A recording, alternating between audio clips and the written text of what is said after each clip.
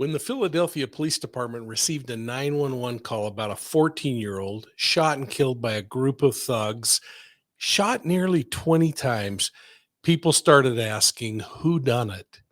Well, instead, the first question should have been, who is Samir Jefferson and why did he become a victim? Let's explore victimology.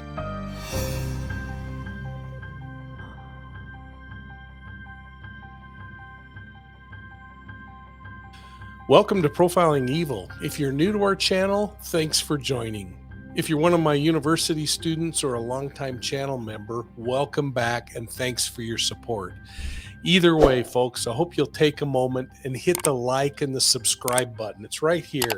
You can ring the bell so that you get all of our informative videos like this one. Now let's talk profiling. 14-year-old Samir Jefferson was waiting for a bus on a North Philadelphia street corner around 3:30 in the afternoon when a group of thugs jumped out of a car and started chasing the young man. A block later, they got close enough to shoot him at least 18 times before they fled the scene. Jefferson was unarmed, and the question we all should be asking is, why was this young man targeted and murdered? When we hear about senseless acts like this, our first response normally is, who would ever do such a thing? I mean, why? Experience has shown, though, that the most important question really should be at the time, who is the victim and why did they become a victim?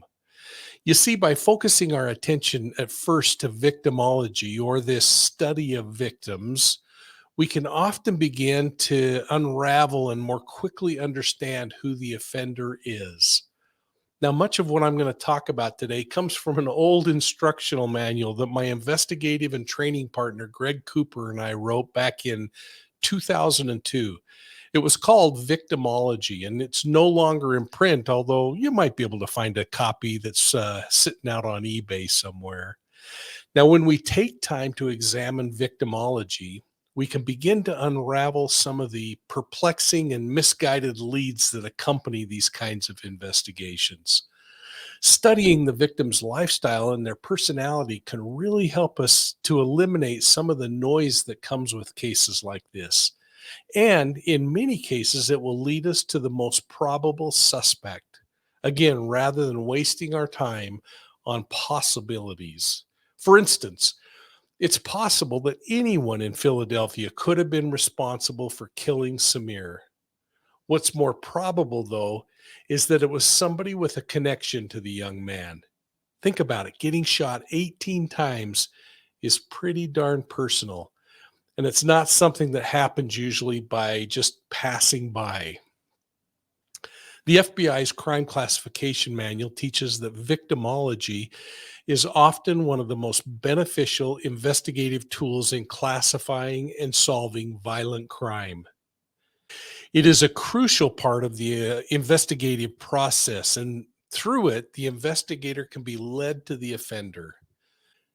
Victimology is an essential step in developing a possible motive for a crime, and overlooking the victim's personality or their lifestyle or risk level can really slow down the discovery of who the predator is.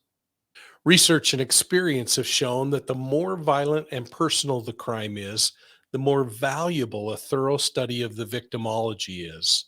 You see, by analyzing the elements of victimology, the investigator begins to better answer the questions of who, what, when, where, and how.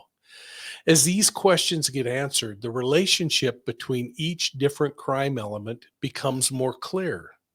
That clarity will point the investigator toward the most probable offender. The investigator needs to ask a series of why questions as part of the investigation. In effect, they need to ask questions like, why did this victim become a subject of the crime? Why was the victim selected by this offender? Why was the crime committed in this location? Why was it committed in this manner? Why did the offender approach the victim in the way that they did? And why did they assault the victim in the way that they did? The questions can go on Why did the offender inflict these wounds on the victim? Or why did the offender choose a particular weapon? Why was the victim left in the position they were left? As you can undoubtedly tell, the victimology assessment process is rather complex. And in normal training circumstances, we'd spend a full day or more exploring just these principles. Instead, we're going to take a high level look and touch more on it in our next segment when we talk about the victim risk continuum.